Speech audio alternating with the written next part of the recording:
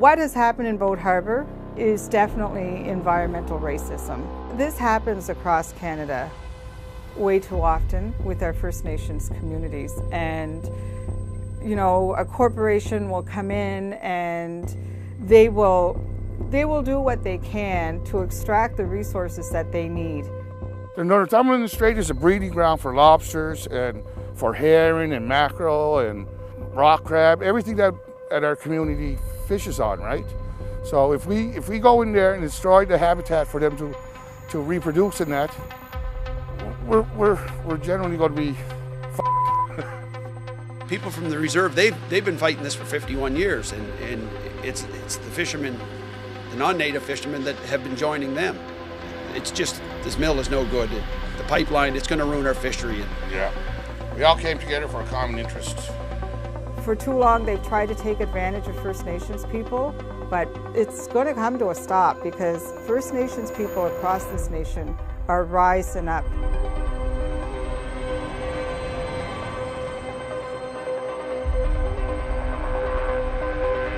No point! No point!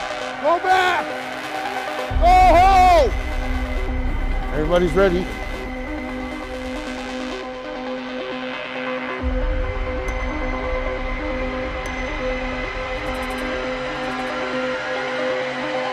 We're throwing this, trying to fall up the top on that survey boat right there that's coming in.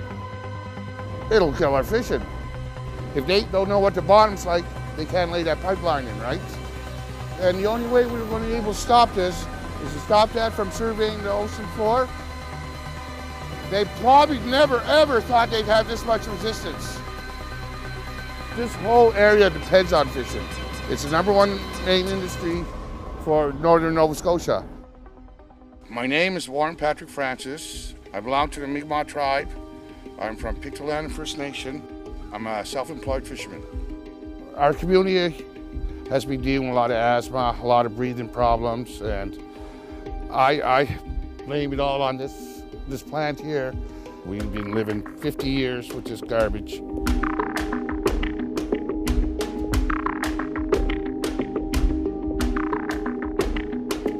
Northern pulp uses a bleaching process to make their paper white. They have to get rid of all the stuff that comes out of the wood, like all the discoloration and all the heavy solubles and stuff like that. And they got to take it somewhere to be treated. And then they got to dump it somewhere because it's too caustic to run through their pipes.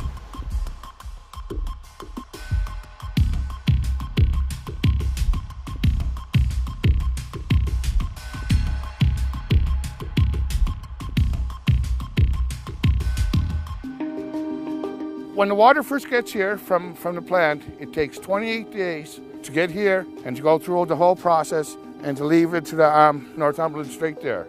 The new system they're proposing is only going to take a few hours, and then they're going to pump it straight out to the strait. The smell is horrible. I mean, I've even breathed it through my mouth so I don't have to smell it. But the steam and everything that's coming off this hot water is just, oh, it's sickening.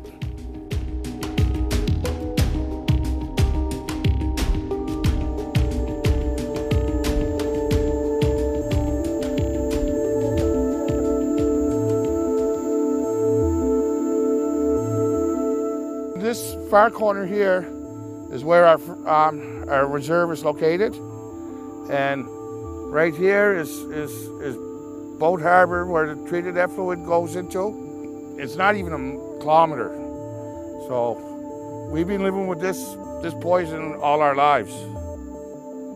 We've shot deer and rabbits, and then when we go to gut them, and we find lumps in them, so we sent them to DNR for testing, and they're full of cancers.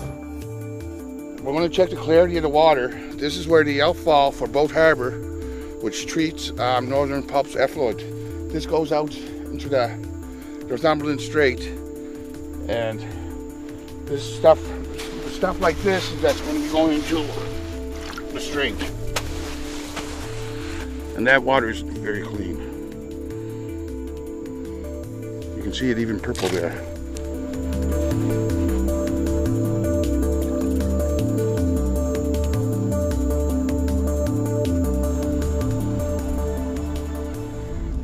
There's two families in there that fish, and this is where our fisheries manager lives, and his wife fishes. And the other guy, he works for my brother in fishing. He's employed by fishing. This fight isn't just with the fishermen, it's with our community as well. And this, the leader of our community, Chief Annie Paul, which is my sister, and she's the voice of our people. Because we've dealt with this for such a long time, trust is such a big word. In the community, people don't trust the water. So a lot of people won't drink out of their taps because they're worried that, you know, maybe there's contamination in our water. People don't trust the air. And then there's the trust of the soil. If I plant a garden, is it safe to eat? And that's been a huge one. Traditionally, that's what people did, right? We planted food, we fished, we hunted, and we gathered our traditional medicines. All of those were taken away from us. They had farms and everything else, and everybody shared the work and everybody shared the profits. We're strong, healthy people. Now we're all full of cancer and whatnot, and there's a lot of people that have died from it already. But there's nothing that says it's because of the mill. There has been no proof of it.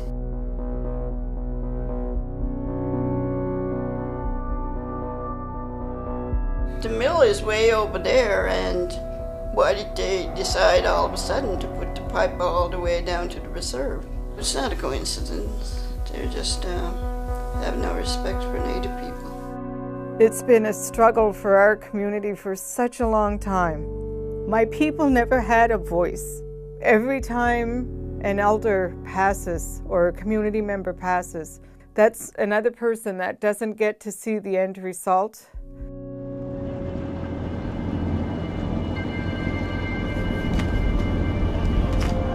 Unproven science that they want to do in here. It's just like a big experiment. Oh, that's all it is. That's all it'll ever. Yeah. They can tell you can drink it and this and that and the other thing, but it's all bullshit. Yeah. Like, they have no idea what it'll do down the road. None. Like, no, that's right. Our government ones. You said 118, somebody else goes And and I'm out. it's like the treatment. And then this buddy County called is me a and said, septic system. I'll save you 6 You know, all of shots. our crap goes in our water, All right. our air. All right. We're tired. We fish lobsters, herring, mackerel, rock crab, scallops, snow crab.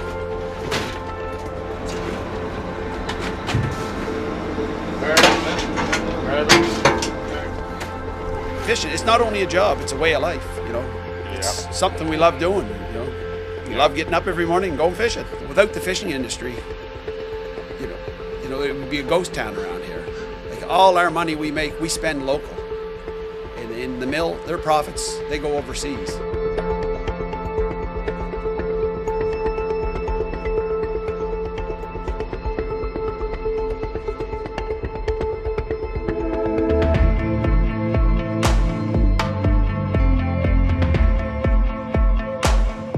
We're not backing down. We'll keep fighting right to the end.